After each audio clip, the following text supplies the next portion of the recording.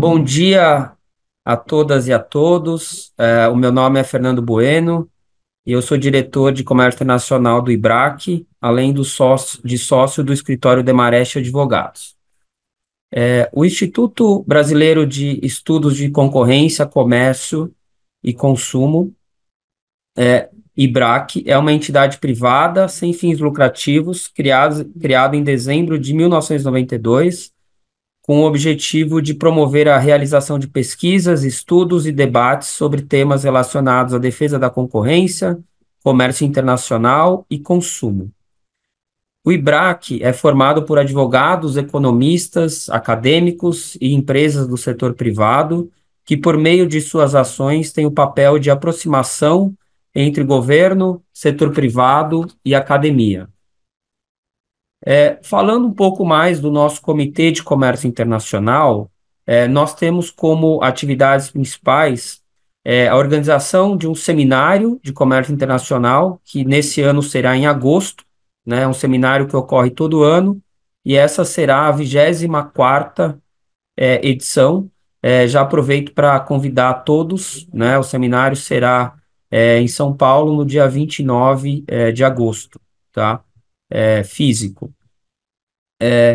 Outra atividade que a gente tem conduzido são os grupos técnicos, né, que estudam aí alguns temas. Hoje nós temos três grupos técnicos no âmbito do comitê, que são, o primeiro é o comércio e sustentabilidade, temos um grupo de defesa comercial e um outro sobre tarifas de importação. Outra atividade que nós já fizemos esse ano foi, né, a gente faz são promoção de eventos, né? Esse ano a gente fez um evento em maio sobre os 10 anos da norma antidumping brasileira, um evento que foi em Brasília, que contou com a participação expressiva das autoridades governamentais de comércio exterior e nós aqui do setor privado. Temos também participação ativa em consultas públicas e demais interações com o governo, além, é claro, desse projeto de hoje, que busca levar o comércio exterior às faculdades e mostrar as oportunidades na área para os mais jovens. Sem mais delongas, passo a palavra para a minha querida colega e professora Amanda Taide, para a apresentação do Prêmio IBRAC de Comércio Internacional. Obrigada, Fernando, pela apresentação. Uma alegria a gente conversar aqui a respeito do Prêmio IBRAC de Comércio Internacional, um sonho antigo. Então, gostaria de convidar, convocar, animar a todos aqueles que estão nos ouvindo agora, tanto ao vivo quanto na transmissão gravada no YouTube, posteriormente disponível, a se candidatarem para o nosso Prêmio IBRAC de Comércio Internacional, cujo prazo final é 31 de julho. Teremos uma série de temas possíveis de serem abarcados pelos artigos, e a ideia desse evento hoje, assim como o anterior que a gente já fez, é levantar alguns desses temas para os pesquisadores. Então, agradeço aqui às professoras Aline, a professora Amanda pela participação, agradeço a Carla, minha parceira aqui no Prêmio IBRAC também, e desejo aqui a todas e a todos um excelente evento. Obrigada. Bom, gostaria aqui de fazer a apresentação das nossas colegas professoras, Aline e Amanda, que estão conosco hoje. A Aline Beltrame de Moura, que me segue aqui na fala, me sucede na fala, é professora de Direito Internacional Privado e de Direito da União Europeia no curso de pós-graduação em Direito da Universidade Federal de Santa Catarina, doutora em Direito Internacional pela Universidade degli Studi di Milano, Itália. Tem uma série de premiações e eu destaco aqui o trabalho excelente que ela vem realizando na Cátedra Jean Monnet, uma parceria entre a União Europeia e a universidade. Acho que ela pode falar um pouco mais para a gente. A Aline tem uma série de iniciativas em pesquisa com os alunos da graduação, tem projetos, tem eventos.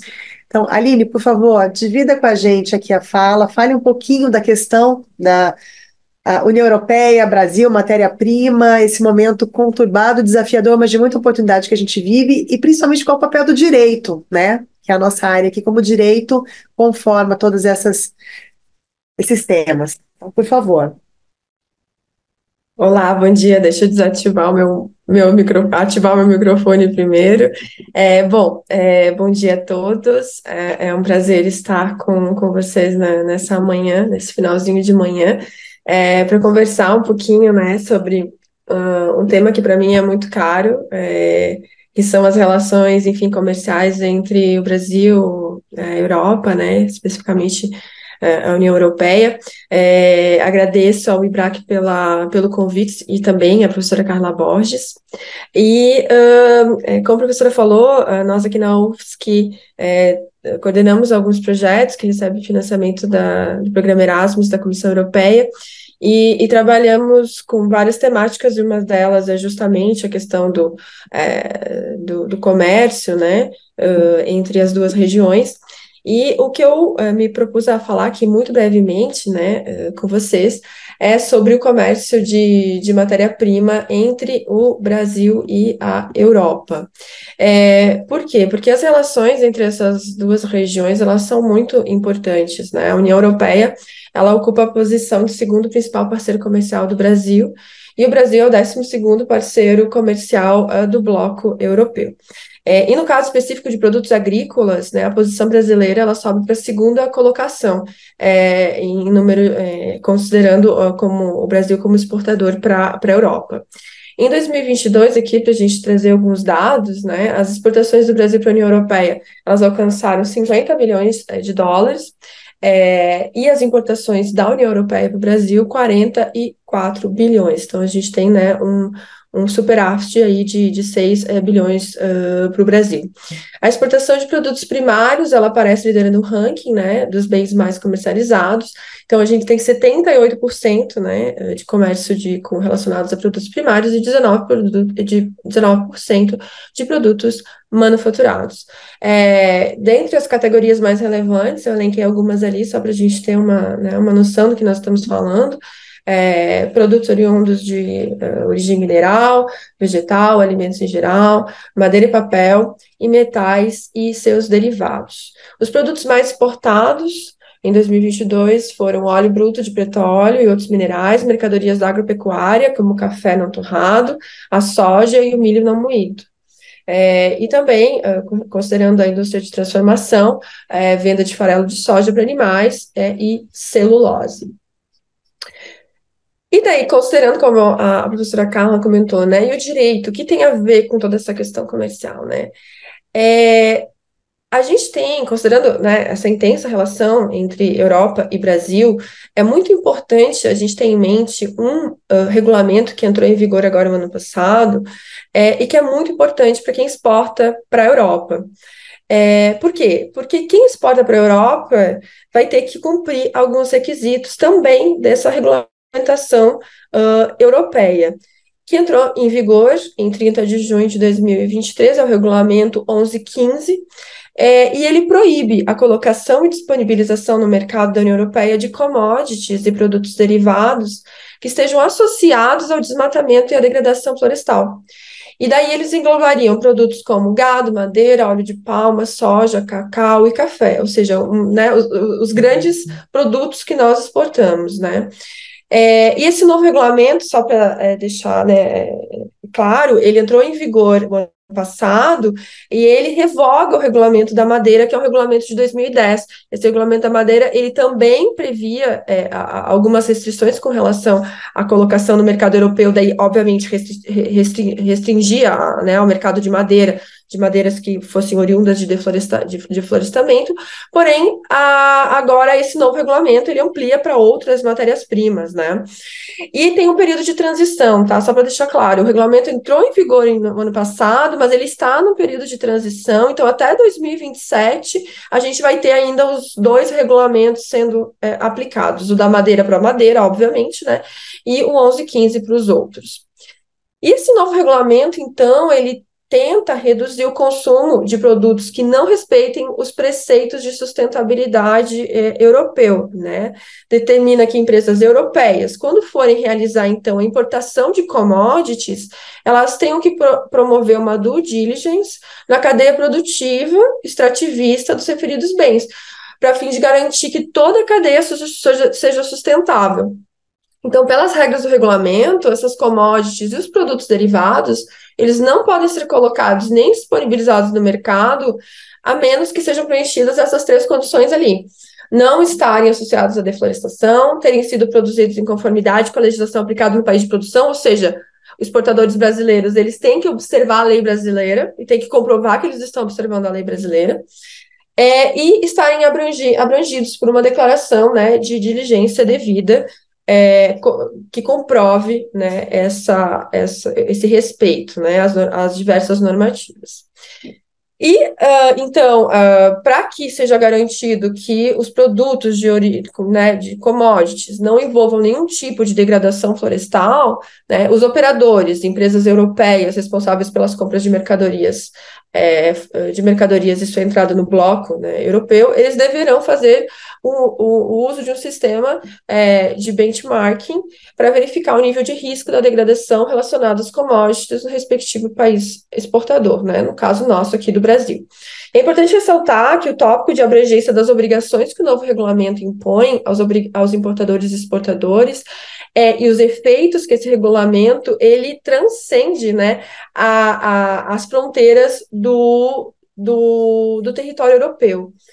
E aqui a gente chama a atenção, né, para um efeito que foi um efeito de Bruxelas, e essa nomenclatura ela foi cunhada pela autora Anne Bradford, que foi muito utilizado antes do Regulamento Geral de Proteção de Dados, né, de 2016, mas não somente o Regulamento de Proteção de Dados, como também esse Regulamento 1115, relacionados a matérias-primas, ele também impõe esse efeito de Bruxelas. E o que seria isso, né?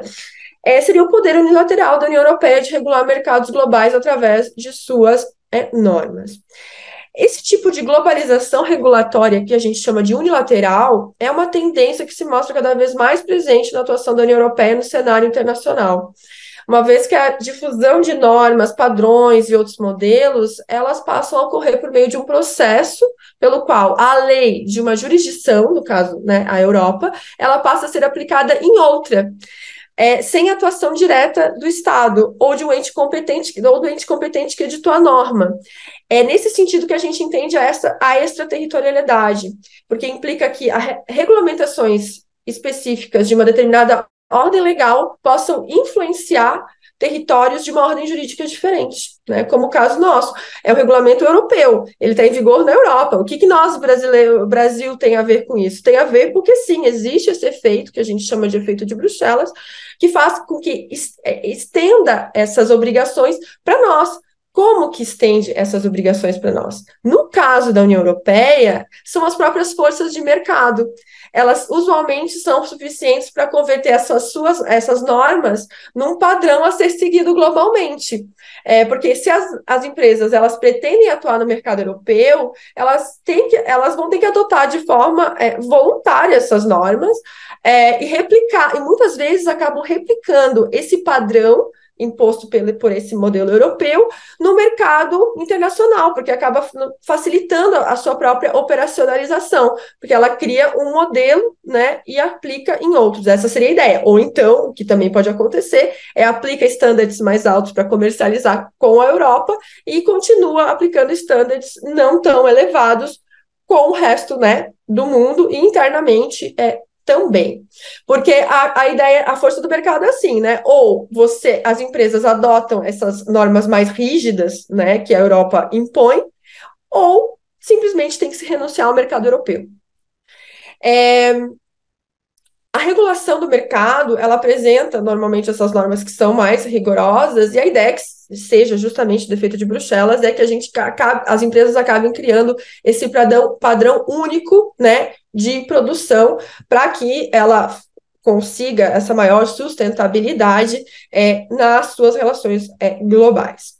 Esse regulamento, ele não objetiva apenas a proteção ambiental, né, e a garantia do não desmatamento em razão da importação de determinados produtos. Os exportadores de commodities para os países da União Europeia, eles também têm que comprovar, olha só, que interessante, que toda a cadeia produtiva está de acordo com a legislação interna, no caso do Brasil, e isso inclui, por exemplo, a respeito à legislação trabalhista, respeito a direitos humanos, respeito, por exemplo, aos direitos dos povos indígenas, porque não vai ser permitida a importação de produtos cuja cadeia produtiva desrespeite, por exemplo, a demarcação de terras dos povos originários. Então, no caso de descumprimento de alguma dessas obrigações previstas no novo regulamento, como não atendimento dos requisitos de entrada dos produtos, né, no mercado europeu, medidas restritivas podem ser impostas. O regulamento determina que os ordenamentos jurídicos nacionais da União Europeia deverão definir as sanções aplicáveis, as quais poderão ser, por exemplo, multas, confisco de mercadorias, ou de receitas, suspensão ou proibição de atividades econômicas relevantes e banimento dos processos de contratação para exportação desses produtores que violem essas normas. Então, a proibição de produtos, de comercialização desse tipo de produto que não esteja de acordo com o regulamento, com certeza impacta exportadores do mundo todo que queiram comercializar na Europa. Essa exigência europeia, né, através do mercado de políticas ambientais que preservam o meio ambiente, terras indígenas, direitos humanos, ela vem despertando preocupação do governo brasileiro, mesmo antes da entrada em vigor do regulamento. Em 2022, o Itamaraty já tinha se manifestado sobre a preocupação dos efeitos que a normativa acarretaria para a venda de produtos da agropecuária brasileira, sugerindo que a preocupação ambiental europeia ela poderia estar sendo utilizada como pretexto para a prática de medidas comerciais restritivas e discriminatórias em prejuízo de países em desenvolvimento. O ano passado, 17 países de desenvolvimento, incluindo o Brasil, se reuniram e encaminharam uma carta conjunta para a União Europeia com o objetivo de manifestar as preocupações frente a esse regulamento. Pois, segundo esses países, então, países em desenvolvimento, países, né, mais pobres, o regulamento ele traria efeitos punitivos e discriminatórios, pois não atentaria, né, não se preocuparia com as diferenças sociais, econômicas, legislativas desses países, porque estaria impondo regras e exigências a todos, independentemente dos recursos que cada Estado possuiria para cumpri-las. E dessa forma, então, essa carta que foi encaminhada à União Europeia, ela pretendia, obviamente, dizer que, olha, nesse sentido, vocês, na verdade, estão causando um aumento da própria pobreza nos países em desenvolvimento, em razão do desvio de recursos, de atraso, e na realização dos próprios objetivos de desenvolvimento sustentável. Então, seria um contrassenso, né, da Europa nesse sentido. Eles falam que os pequenos produtores sofreriam, né, uns maiores impactos, podendo inclusive ser excluídos da cadeia de valor internacional, devido à dificuldade realmente de cumprir com esses rigorosos padrões impostos pelos estándares europeus. O documento ainda solicita que haja uma efetiva cooperação internacional, um franco diálogo entre a Europa e os países em desenvolvimento, para que seja regulamentada a implementação dessa normativa, considerando as diferenças tecnológicas, o restrito acesso a financiamentos, a falta de treinamento e assistência técnica, enfrentada muitas vezes pelos produtores dos países terceiros, além de que sejam formuladas diretrizes claras que estabeleçam regimes diferenciados aos pequenos produtores, visto que esse tipo de medida, especialmente para pequenas e médias empresas, estão previstas de modo mais flexibilizado na Europa. Portanto, para finalizar, a entrada em vigor do regulamento, ela traz, com certeza, né, efeitos para o comércio internacional em razão da extraterritorialidade, né, da sua aplicação, e levando-se em consideração, como a gente viu, né, pelos dados, o tamanho do mercado europeu e a importância da Europa para as exportações, principalmente de matérias-primas brasileiras, né, é impossível a gente hoje pensar em o produtor brasileiro, exportador brasileiro dessas commodities abrangidas pelo regulamento, não estarem atentos ao que a normativa europeia está exigindo. né? O país, seja o Brasil, enquanto, né, Estado, e os produtores, eles têm que estar atentos a esse novo regulamento, ou então, legalmente, internamente, alterarmos as nossas legislações, adaptarmos as nossas legislações, e os produtores, enfim, vão ter que adaptar suas cadeias produtivas para se adequar a essa nova realidade, caso, né, desejem ingressar ou manter o seu acesso ao relevante mercado europeu. Muito obrigado. E devolvo a palavra para a Carla, né? Muito bom, professora Aline, e gostei, confesso que eu não conhecia, já tomei nota e vou atrás da Anne Bradford. Efeito de Bruxelas, que é um efeito silencioso e que permeia as relações de comércio e influencia as outras jurisdições, né? Porque a gente começa a ver Reino Unido nessa nova reestruturação, né, dos seus acordos de comércio, também trazendo o tema meio ambiente, a gente vê Canadá. Então, o efeito de Bruxelas ele está indo muito além do que só a relação comercial entre os 27 e os seus parceiros. Muito, muito interessante. Obrigada pelas palavras e por dividir o conhecimento. Professora Amanda Ramalho, uma alegria tê-la conosco. A gente está procurando aqui reforçar e ampliar esse olhar e trazer o sul e trazer o norte. Então, a Amanda vem do Pará, professora da Universidade Cesupa, formada no Pará, professora formada pela UNAMA, mestrado pela UNAMA, doutorando em Direito aqui na PUC, e veio trazer esse conhecimento do norte para cá. A gente quer estabelecer uma troca, você vem de um estado alvo de toda essa legislação, de toda essa discussão de meio ambiente, então divida, por favor, com a gente esse seu olhar. Obrigada por estar conosco, Amanda. Oi, gente, tudo bem? Muito bom dia. Agradeço imensamente a oportunidade, em nome da professora Carla, da professora Amanda. Uma das minhas missões é colocar o Pará no mapa, então eu considero que aqui eu estou dando um passo aí nesse sentido. Os estudos sobre a ESG, eles estão agora, né, sendo falados por todos, mas as questões ambientais, elas, como você já antecipou, professora, elas são de fato algo que na minha região sempre foi e é muito falado, até porque os impactos econômicos, né, das práticas ambientais, elas são muito grandes. Eu separei aqui algumas coisas para a gente comentar, né, também fiz uma apresentação, já está aparecendo para vocês? Aqui eu acredito que sim, tá? Bem breve também, para que eu não me exceda aí nos minutos que me foram deferidos, tá? Então, só uma breve apresentação, né, rapidinho, e que já foi falado, né? Eu sou de Belém do Pará, sou professora do Cesupa, me formei por lá, fiz o mestrado na UNAMA e estudei aqui em São Paulo a minha especialização e agora estou no meu doutoramento aqui também. E os meus estudos, eles permeiam a área empresarial, mas com um amor muito grande pela área de compliance que me levou, invariavelmente, a emergir aí nas questões de ESG. Bom, como é conhecido de todos, né, nós temos esses três pilares aí, ambiental, social e governança.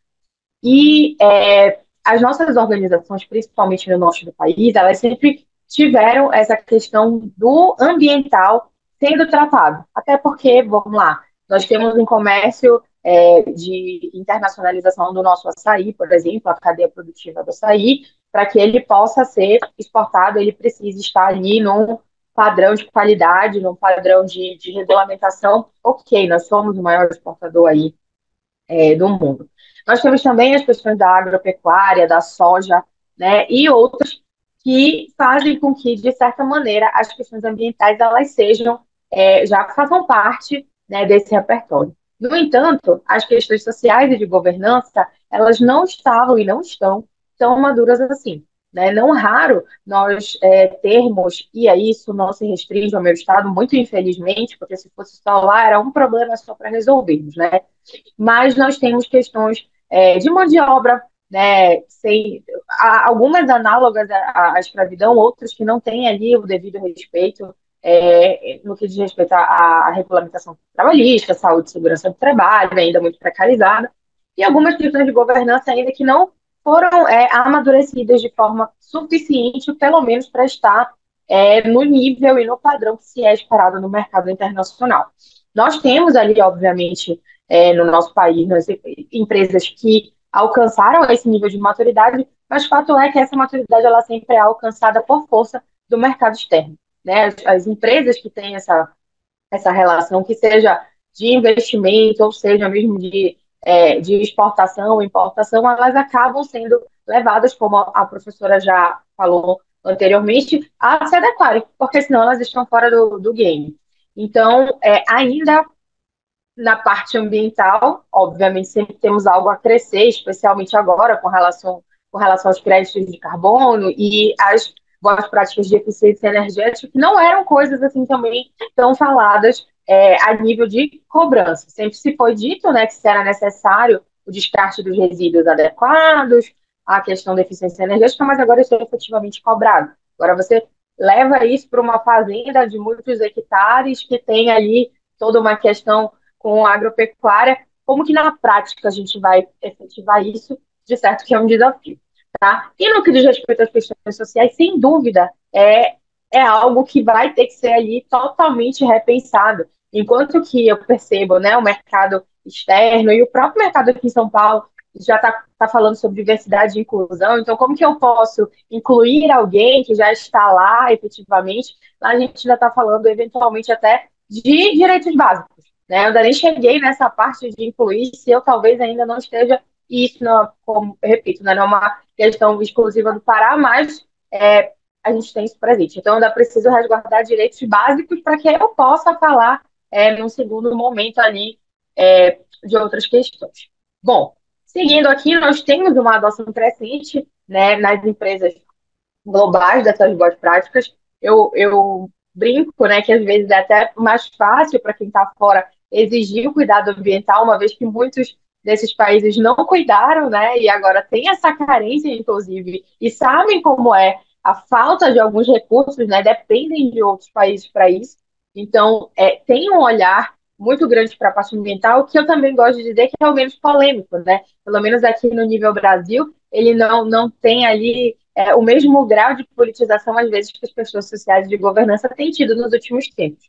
Então, o enfoque do ambiental, ele tem sido ali uma boa prática, ainda mais reforçada, porque quando a gente fala sobre ele, tem uma carga política, digamos assim, menor, e os empresários muitas vezes se sentem mais confortáveis em iniciar a sua transformação falando de sustentabilidade. Ainda que a gente saiba, né, que a ESG é uma metodologia muito oportuna e muito adequada, mas que não traz necessariamente nada que a gente já não tenha falado anteriormente, né? Que não esteja na Declaração Universal de Direitos Humanos, que já não esteja nas nossas regulamentações das empresas, tanto internacionais quanto nacionais, e, sem dúvida, a nossa legislação ambiental, ela é mais do que suficiente e muitas vezes nem é tão como é que eu posso falar, nem é tão conhecida assim quanto deveria pelos empresários, mas ela existe, né? Ela está presente. Bom, eu trouxe aqui alguns dados, né, do que diz respeito aos ativos que são geridos e a quantidade, o retorno financeiro efetivo que essas boas práticas têm. E a professora já adiantou, né, esse ponto que é super importante, que é o impacto efetivo dessas empresas adotarem essas regras e poderem estar de acordo com o que se espera. Então, aqui eu só ia falar que elas eram mais atraentes se elas não tivessem, né, essas boas práticas, elas perderiam a oportunidade. Mas a professora já trouxe aqui até uma questão mais a fundo, né? O fato de que qual que é, né, o grau de prejuízo que toda essa exigência ela pode efetivamente trazer, porque talvez a gente ainda não esteja num grau de maturidade, né, enquanto país para cumprir tudo isso, e talvez a gente possa aí ficar, de certa forma, excluído desse mercado em razão de não atender efetivamente as regulamentações como elas são pedidas. Então, o ASG, além disso, né, e é super importante que a gente leve em consideração, é uma alteração estrutural necessária dentro das empresas, é você realmente repensar o seu modelo de negócio para que você possa adequar essas práticas. Eu não tenho a menor dúvida de que isso é um projeto de médio e longo prazo, porque você fala de 3 pilares que são densos, né? Então, a gente já vem cobrando aí governança, desde a Lava Jato, a gente teve esse boom lá na área de compliance e governança, e sabe que mesmo que isso já tenha um tempo, muitas das organizações, até mesmo das maiores, ainda, né, teimam no escuro em alguns pontos e ainda tem dificuldade. Então você avalia, multiplica isso por 3. Né? Você tem que cuidar da governança, você tem que cuidar do social e você tem que cuidar do ambiental. Então, sem dúvida, isso são medidas de médio e longo prazo, mas que elas precisam começar. Né? Elas, na verdade, quem ainda não começou já está efetivamente em atraso, porque você não vai conseguir bater uma meta, né? E não vai. Infelizmente, eu não tenho muitas esperanças de que em 2030 a gente vai ter alcançado tudo que deveria, né? Apesar de torcer para que sim, né? Mas você fazer mudanças estruturais, levando em consideração esses 3 pilares que são tão densos, que tem tantas questões que precisam ser levadas em consideração. Mas, sem dúvida, uma vez que isso começa, né, que esse processo de transformação começa, e ele sendo liderado de forma adequada, ainda que ele não esteja totalmente completo, ele já mitiga riscos e ele já faz com que aquela organização ela seja mais atraente, ela seja mais adequada e ela tenha mais oportunidades. Né? Então, a gente vive um grande contrassenso, né? Que é uma resistência, às vezes, do empresariado em adotar essas boas práticas e, ao mesmo tempo que na hora que a gente vai conversar sobre isso, o mote, ele jamais pode ser o financeiro, né? Em que pese as práticas de ESG estarem atreladas a investimentos, né? De uma forma bem mais efetiva do que outras questões, mas eu acho que a conversa não deve ser dessa maneira, porque se ela é dessa maneira, você está fazendo a coisa certa, mas pelos motivos totalmente errados. Então, aqui a gente fala realmente de repensar os modelos de negócio, de repensar o capitalismo de um modo geral, e de que maneira a gente pode fazer isso de uma forma menos agressiva.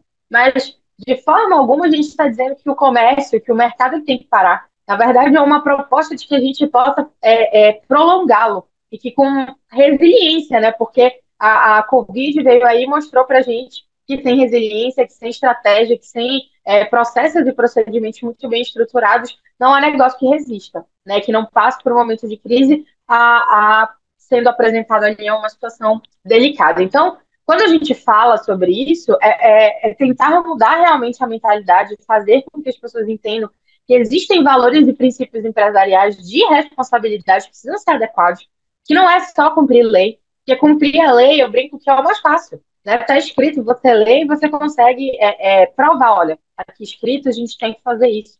Mas é a forma de fazer, é a forma de pensar, é a razão de decidir desses gestores, dessas lideranças, que precisam ser alteradas para que nós possamos efetivamente termos essa mudança como ela é esperada. Bom, a gente tem ali fundos disponíveis e agora com relação à COP, isso tem ganhado muita relevância no meu estado, então o dinheiro ele está na mesa, mas ele só será aproveitado por aquele que tiver provado por A mais B que está aderindo a essas mudanças. A minha preocupação pessoal, aí não só enquanto professora, pesquisadora, mas enquanto cidadã, é até que ponto isso vai durar após. Né? Isso é uma boa prática que está sendo, de fato, sendo incluída no DNA dessas organizações, ou isso é um momento, né? É um hype, é um buzz que está rolando e que daqui a pouco não vai perdurar. Eu, como cidadã paraense, né, como alguém que mora, agora está aqui, mas sou da Amazônia, apesar de talvez me camuflar bem aqui, porque não tenho o aspecto ali, talvez, que se espera, né, visualmente falando de alguém da Amazônia. Fato é que nós sabemos o que foi passar por uma pandemia lá, nós sabemos a dificuldade que foi desses recursos acessarem, a quantidade de vidas que foram perdidas, toda a questão sanitária que a gente passou, as questões ambientais que a gente passa lá, né? Agora a gente está vendo no Rio Grande do Sul isso em proporção absurda. Nós ainda não tivemos algo nessa proporção, mas não é difícil. Nós estamos na beira da água, então existem coisas que podem, de fato, serem muito mais graves do que já aconteceram. Mas o dinheiro está na mesa, eu espero que a gente possa fazer dele um bom proveito. O segundo ponto, né, que foi falado já brilhantemente pela professora, a regulamentação da União Europeia, ela impacta de forma muito cabal ali, mas não só ela, os Estados Unidos também, de certa maneira, tem uma grande influência nesse sentido.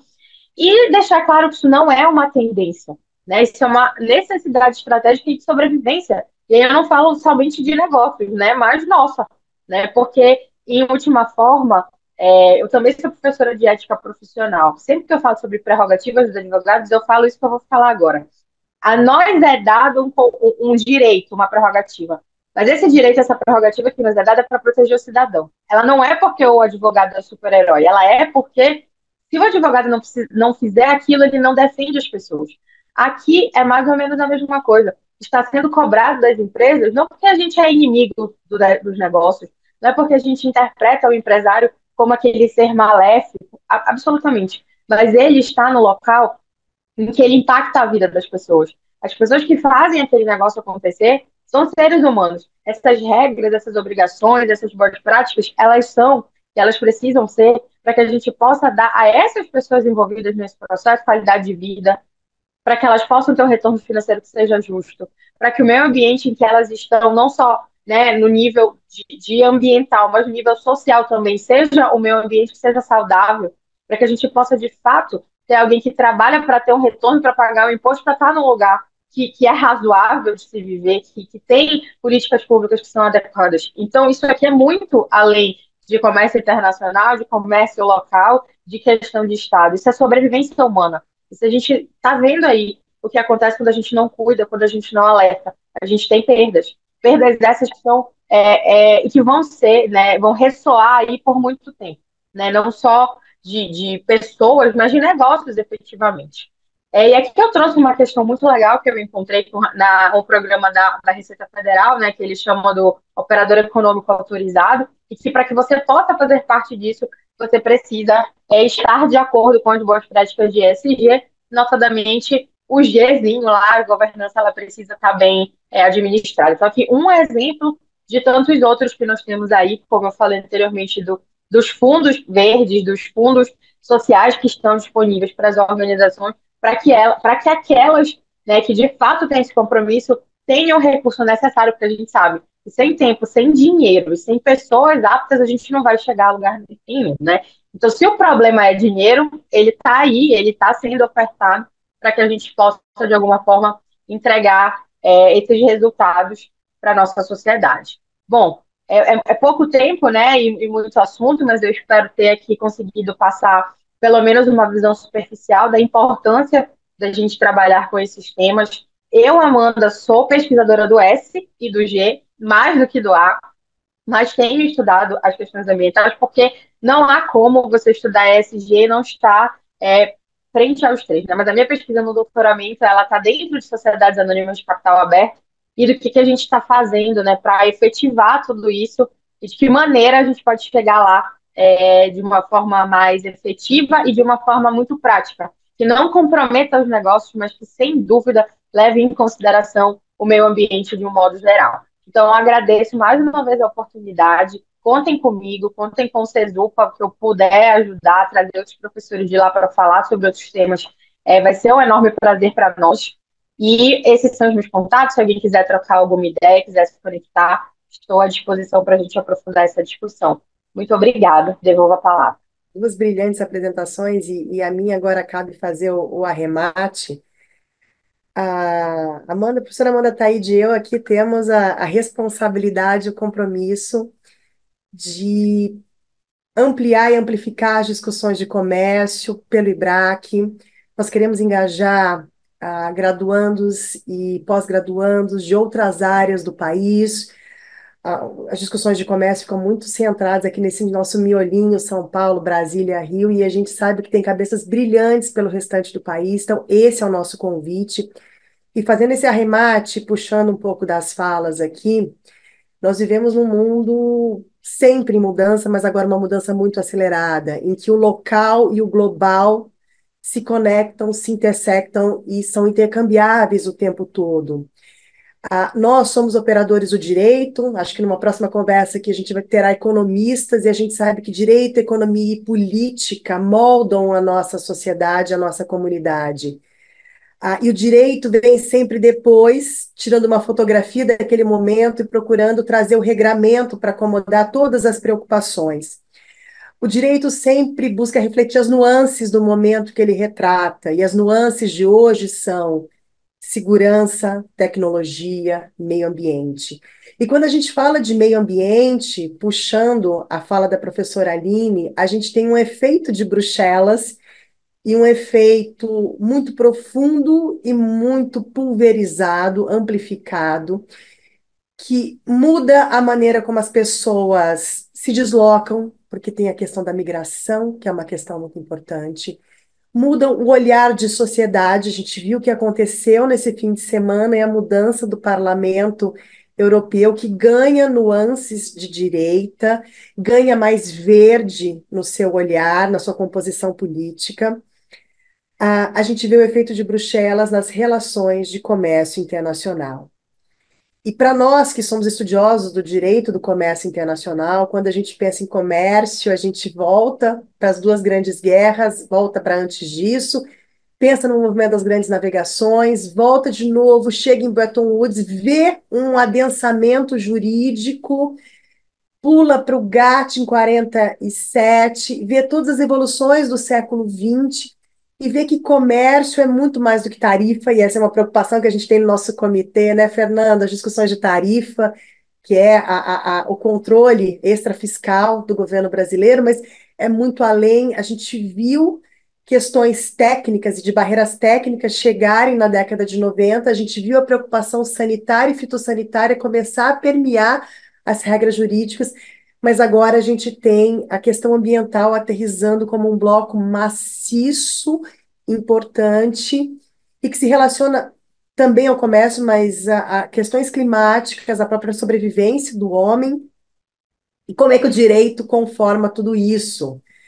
A gente tem a OMC, a gente tem os acordos plurilaterais, os acordos regionais, a gente tem as novas regras que estão surgindo de forma unilateral, União Europeia, Reino Unido, Canadá, Estados Unidos, e a gente tem as questões de sobrevivência, como a professora Amanda Ramalho trouxe, a gente tem como é que o nosso a cooperativa que exporta bombom de cupuaçu para a União Europeia vai se adaptar e vai construir a rastreabilidade na sua cadeia para acessar um mercado que brilha, que é o mercado europeu. A gente tem a questão das grandes empresas, papel e celulose, que desde a década de 90 já trabalham com florestas replantadas, precisando demonstrar para a autoridade europeia que o que eles estão exigindo hoje é feito há décadas nas suas florestas de pinos e que florestas que fornecem a madeira para o papel, para a celulose. Como é que fica a nossa produção de carne? Nós somos o principal, não o principal rebanho, né? Porque indianos e americanos nos passam, mas somos os principais produtores e exportadores de carne. Então, nós temos um papel como exportadores de alimento para outras jurisdições, para outros países. Como é que a gente vai fazer essa adequação das nossas cadeias? Então, graduandos, pós-graduandos, meus colegas advogados, temos desafios de sobra para enfrentar e para pensar. E o nosso papel aqui é buscar soluções. Nós somos resolvedores de problemas, nós apontamos caminhos, nós usamos da criatividade para pensar soluções para resolver as questões aí postas. Então, grosso cor aqui com a minha colega Amanda Taide, escrevam, pensem, mandem para a gente, vamos buscar soluções juntos, e nosso Prêmio BRAC está aí, voltando ao edital, a gente vai voltar a divulgar nas nossas redes sociais, prazo 31 de julho, aceitamos português, inglês, espanhol, né, Amanda? 15 páginas, vamos mandar aí para os nossos colegas da Argentina também, e de outros lugares, mas queremos ampliar as vozes. Venham faculdades de outras localidades, pensem com a gente, peça ajuda da professora Aline, da professora Amanda Ramalho, vamos distribuir isso aí no sul e no norte, e incentivar os nossos alunos a escreverem, porque, como eu falo em sala de aula, quem lê, quem escreve, articula melhor e é uma pessoa melhor, é um profissional melhor. Então, vamos escrever. Fica aqui nosso convite. Professora Amanda Taide, me ajuda aqui a engajar o pessoal. Acho que a gente ouviu aqui vários temas que são possíveis de se escrever. No seminário passado, a gente debateu outros temas, então retomo também aqui aqueles que tiverem interesse a olhar via YouTube o nosso seminário anterior com outras sugestões de temas, e a gente aguarda aí a submissão dos artigos de todos vocês, 31 de julho, não percam essa data. Obrigada a todos pela presença, em especial a professora Amanda e a professora Aline, por engajarem aqui no projeto e por também incentivarem seus próprios alunos. Obrigada. Obrigada. Obrigada, eu Então, vou agradeço. fazer umas palavras finais aqui. Aline e Amanda, aí que estão de fora, né, aqui do grupo aqui, com a Amanda e com a Carla. Super obrigado. É muito importante a gente ouvir vocês. A Amanda, pô, lá no Pará, né? A gente sabe que o Pará ele é totalmente, né? Tá todo mundo olhando para lá. Então, assim, o que precisar do nosso lado aqui, como IBRAC, como praticantes da área também, tá? A gente está super à disposição. A Aline também, eu sou suspeito para falar da faculdade, porque uma das minhas advogadas, acho que fez, até ajudou aí te achar aí, que ela também é daí de Santa Catarina, e super interessante também o outro olhar, começou pela madeira ali, enfim, vocês têm bastante por aí também, né? Então, e eu acho que um outro ponto que eu queria reforçar é o Prêmio IBRAC, né, ele virou, além da própria premiação, né, ele virou um instrumento aqui dos escritórios mesmo e das consultorias econômicas para olhar as pessoas que estão interessadas na área e ajudar a inserir no mercado de trabalho, tá? Que é um mercado hoje que está bastante aquecido, né? Temas como esse, mesmo temas um pouco mais tradicionais, como defesa comercial e tarifas mesmo, né? Então, assim, em um cenário de comércio internacional que exige uma visão um pouco mais ampla, de geopolítica, enfim. E então, assim, acho que a área está bastante aquecida e também, enfim, para os alunos aí de vocês e todos os outros que estão nos ouvindo, o IBRAC está aqui super à disposição. Existe maneiras aqui de participar, além de participar só como ouvintes, mas como eu disse, tem o seminário, o próprio prêmio, enfim, e outras maneiras aí também de participar. Então, super obrigado aí a vocês e a todos que nos ouviram.